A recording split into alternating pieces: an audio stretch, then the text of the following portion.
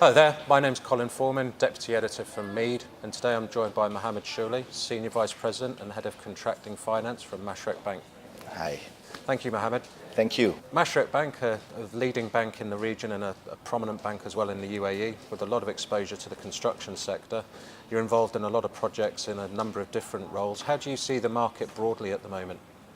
Well, as Mashreq has been always committed to the building of the nation and supporting contractors across different segments to be able to execute and complete projects within time, and that has an impact, economic, social impact into the country. Since we've been in it for the past 3 decades, specifically into the financing contractors, we've seen that lately the market has become a bit more difficult on both sides. The projects are not as frequent as they used to be.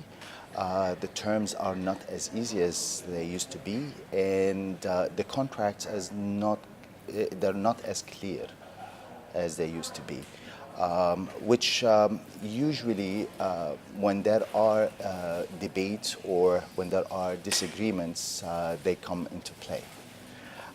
Lately we have seen a lot of delayed payments, delayed certification, some calls on guarantees, which makes this market or this industry specifically a very difficult to operate within.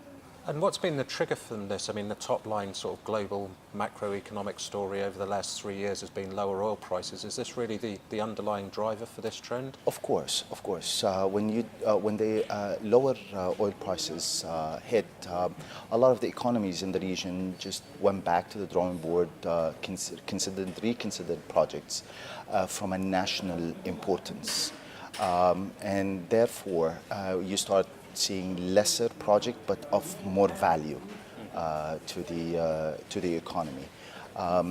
Oil and gas sector continues to be a driver into this industry, and whether the low oil prices are there or continues to be there, there needs to be always an investment into this industry. Are you seeing opportunities coming through in the oil and gas sector, say new projects, tenders? We expect them. They've been slower than much slower than before, but we expect that they will come on stream in the near future.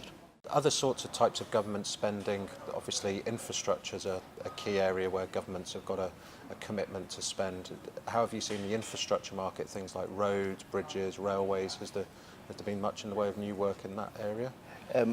As you know, Colin, UAE has been building itself for the past 4-5 decades so far, and what we have done and what the country has done in the past has been phenomenal. We have moved past a time where you need to build everything. Now you are specifically looking at what is it that adds value.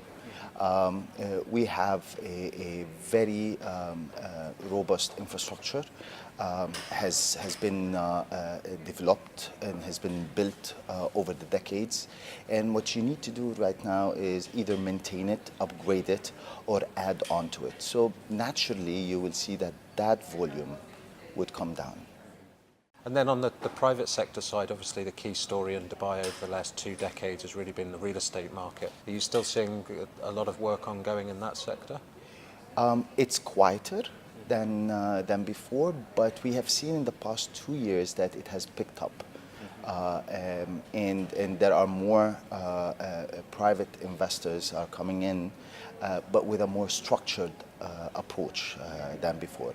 Let's not forget that the laws that are put in, especially by RERA, has helped streamline this segment of the market. And some of the issues that we hear about in the marketplace at the moment aren't necessarily about new projects, they're about existing work that was, say, procured 2 or 3 years ago. What are the main challenges that your customers or contractors are facing on jobs at the moment?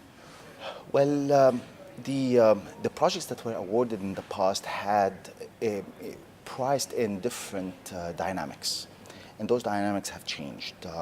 Let's not forget that our region has gone through a lot of changes in the past, and the oil price has been one of the major elements. Now, the existing projects, contractors are trying to manage it within the budgets that they have planned for. More communication is required between the paymasters and the contractors to be able to deliver these projects on time, hopefully within budget, and to add them into the stream that is required. And you said the market dynamics have changed. We've discussed the oil price, but what other dynamics, what other things are at play here? Procurement has, has changed. The international prices of commodities have changed. If you enter into a turnkey projects, the prices are set in a way that it requires hedging instruments, and those instruments are not that available. So it means that the contractors need to become more resourceful, creative in covering those requirements. There are a lot of laws that came in place that had to do with the labor, with discipline that has been brought in, and such discipline adds on to the process, to the costs, and that needs to be managed consciously by both parties. There's obviously a lot of tension in the marketplace. How's that sort of manifesting itself? What are the key issues that are coming up? I mean, 10 years ago there was some quite infamous bond pools in Dubai, for example. Are we seeing tension manifesting itself on projects? Statistically, last year has been one of those years, 2016 and now in 2017. We've seen more disagreement that leads to calling on bonds and liquidating them. More arbitration, and that is part of it is a frustration of some of the aspects of the market. The dynamics that we've just talked about has changed. There are delayed payments. There are a lot of variations. Time extensions have been an issue. Under certification has been another issue. Technically, it's at the delay in the projects due to all these circumstances and the availability of funds readily have impacted the flow of such projects. And how's this affecting construction companies? If we look at the publicly listed ones, either locally or internationally, have all reported difficulties. If we look at the local market, there's a couple of contractors who are sort of restructuring themselves. Then internationally, there's been some very large provisions set aside for projects in the Middle East. Is it the same across the board, you would say, across all your clients, or is it just the listed ones are doing particularly badly? The listed ones or the non-listed ones, they are all operating in the same market. So they have, to a certain extent, the same circumstances that they need to deal with. The public ones are the ones that we are aware of. The public is aware of. But the delay in payments is causing a lot of stress onto this industry and the companies, which means that genuinely everybody needs to relook at the restructuring transparently. Their requirements, their project funding, the financing for it. There's nothing wrong in addressing an issue, transparently.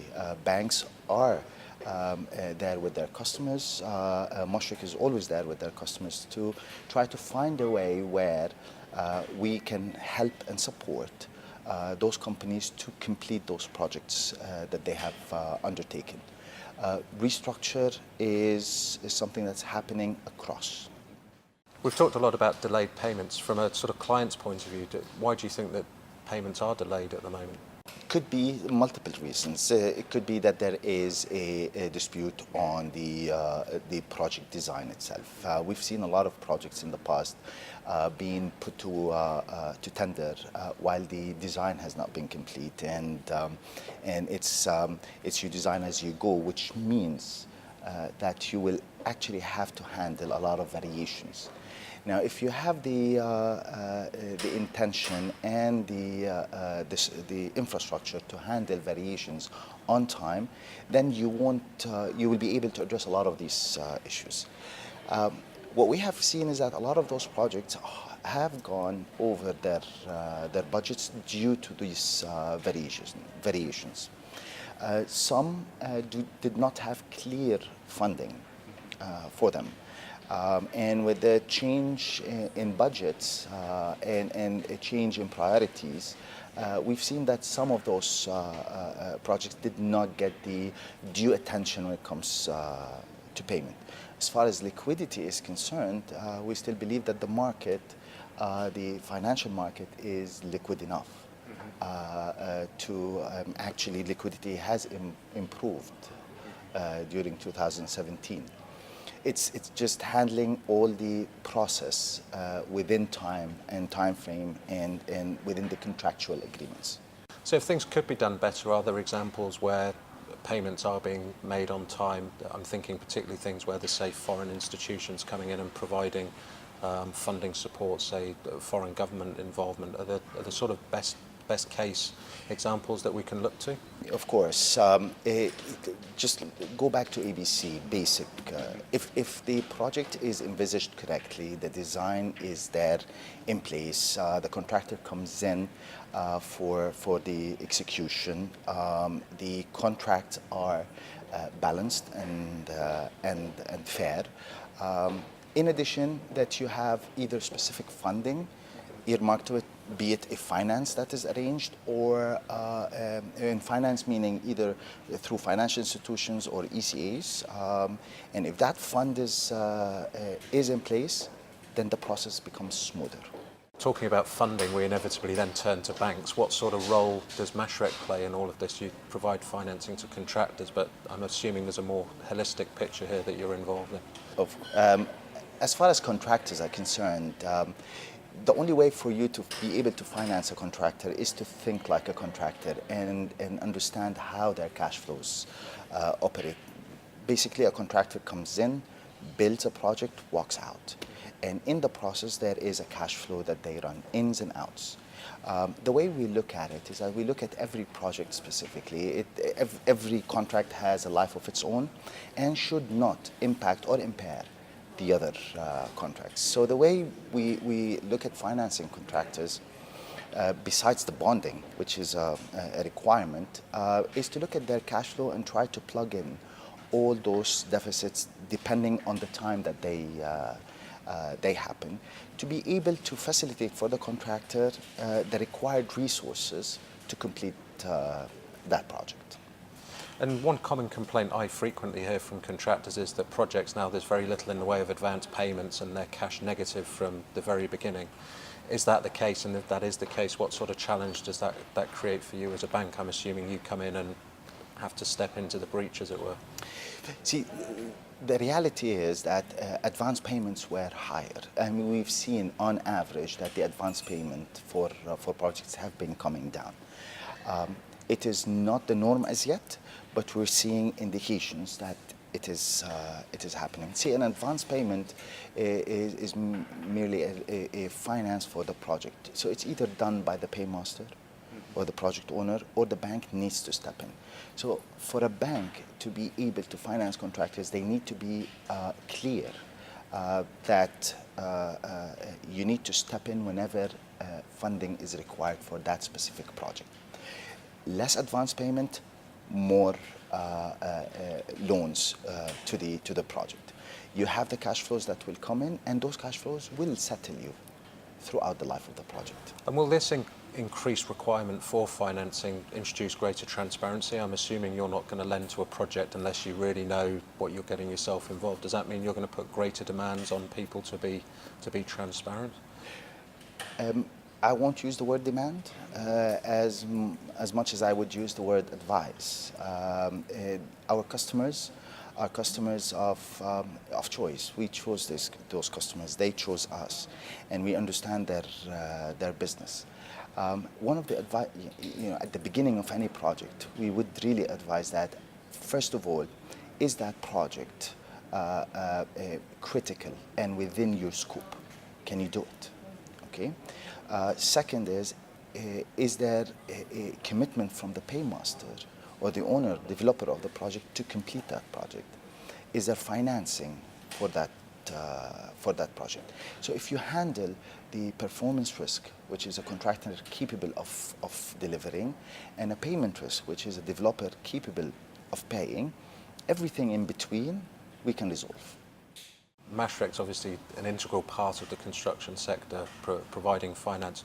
What sort of ways do you see the market sort of trading its way out of some of these difficulties that we've discussed today? What things can a bank do to help the industry?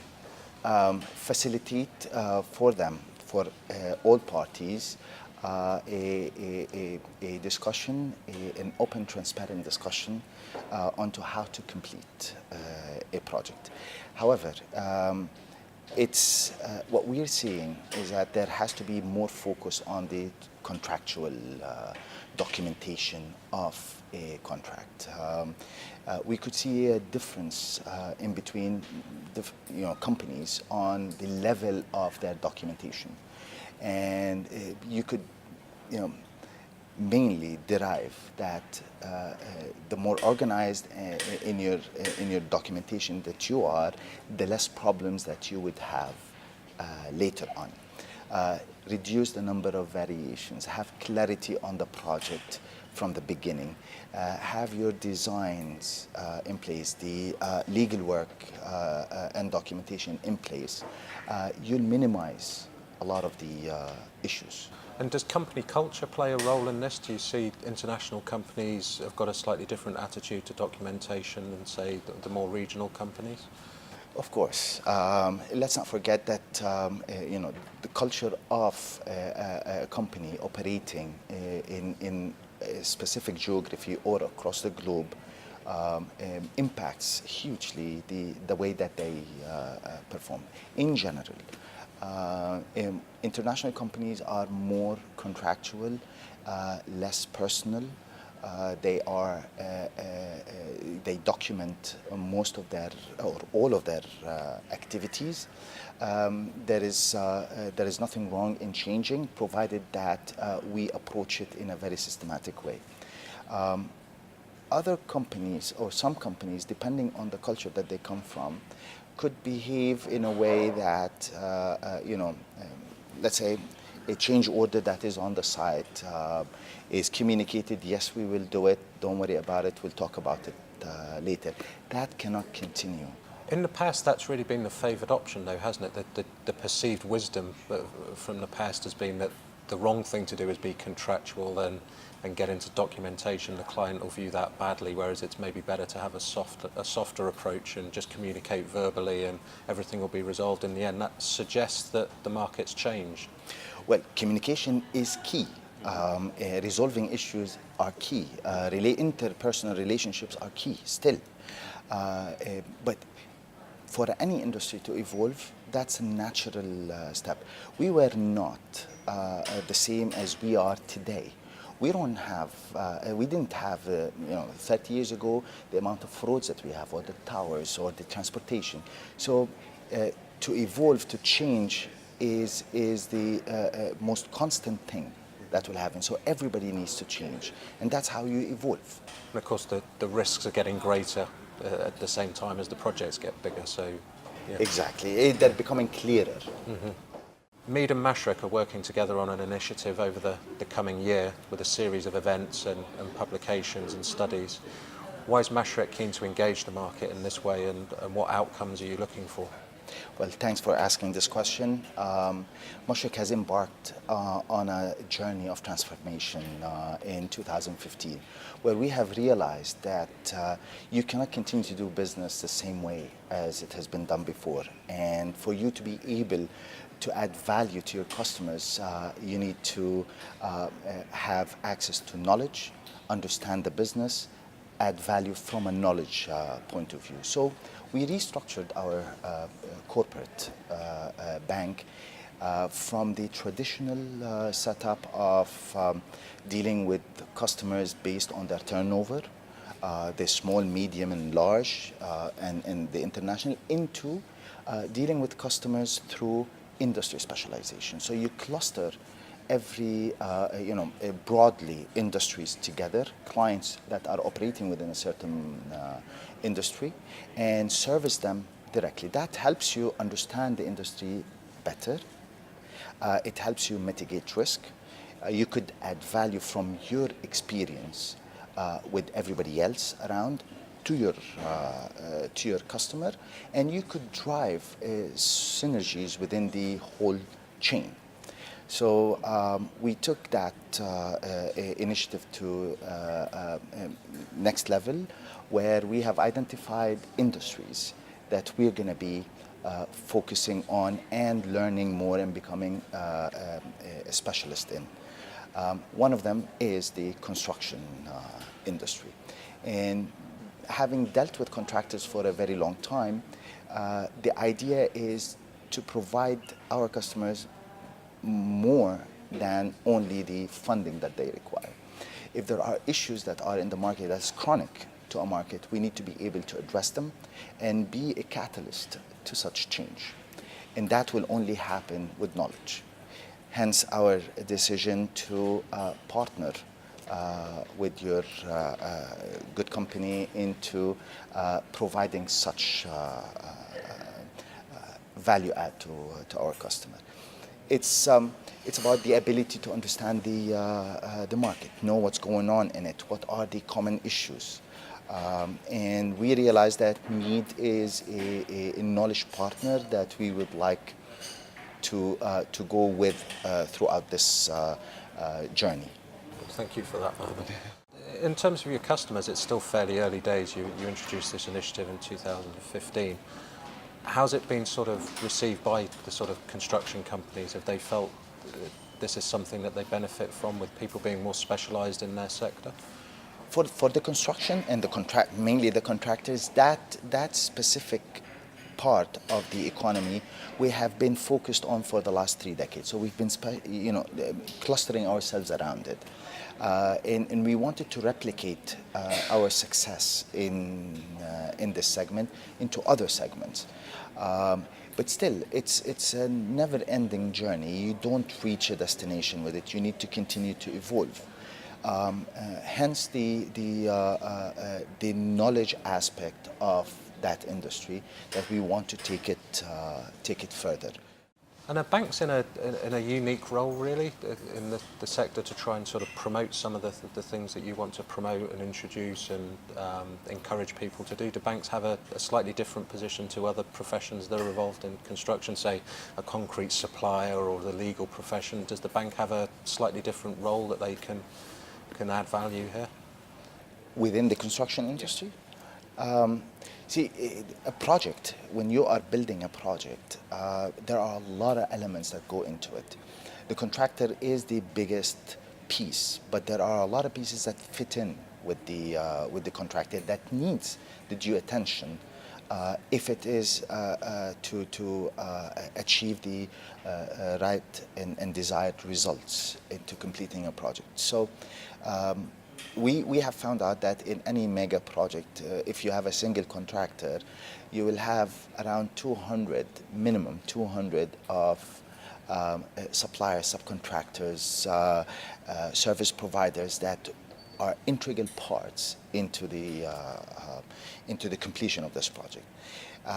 So one of the things that we hope to achieve is to come up with a product solution to that industry that covers not only the contractor but everybody who is involved in that chain, to provide the support at an early stage at the lowest part possible from the ground up, and not only focus on one single piece. You mentioned earlier today that you were involved in, I think it was Maktoum Bridge back in the late 80s. And I just wanted to ask, how much has Dubai and construction changed in that period of time? Just to correct that, sorry, I was involved as a resident of UAE and of Dubai at that time, and I remember the time when the bigger Maktoum Bridge was completed, and at that time it was a mega project, huge. In the way it was constructed and the way the time frame and it took. Since that time, we have done mega projects. I mean, Dubai has gone through. I mean, you build the tallest tower. You have a metro system. You've already built into the sea the palms. So projects continue to become bigger, larger, more complex. One of the good things about it is that a lot of the companies have retained that expertise over the years and learned.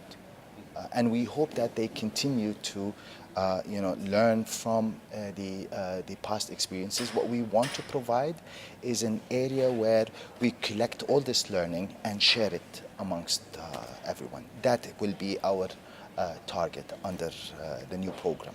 And that local expertise touches on another trend which I've been writing about quite a lot recently, is the sort of the move of internationals retreating from the marketplace and sort of local and regional firms playing a much more prominent role. Is that something that you've seen over the last couple of years? Of course. There are a lot of parts of this industry that local contractors or the local knowledge is capable of handling, and naturally they have the edge when it comes to the cost structure.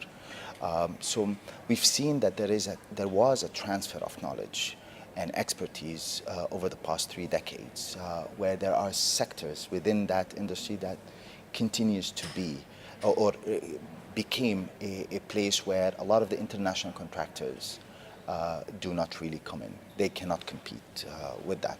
And since local contractors, this is their market, so their investment, their commitment to it is larger than the international ones. As far as the international contractors, UAE, Dubai, GCC is one out of many other regions that they will work in. For the local contractors, this is the region. So as we are a local regional bank, this is our region, so our commitment to it will continue to be there. It is not a place that we are abandoning, and we will not abandon. This is who we are, and this is what we want to do.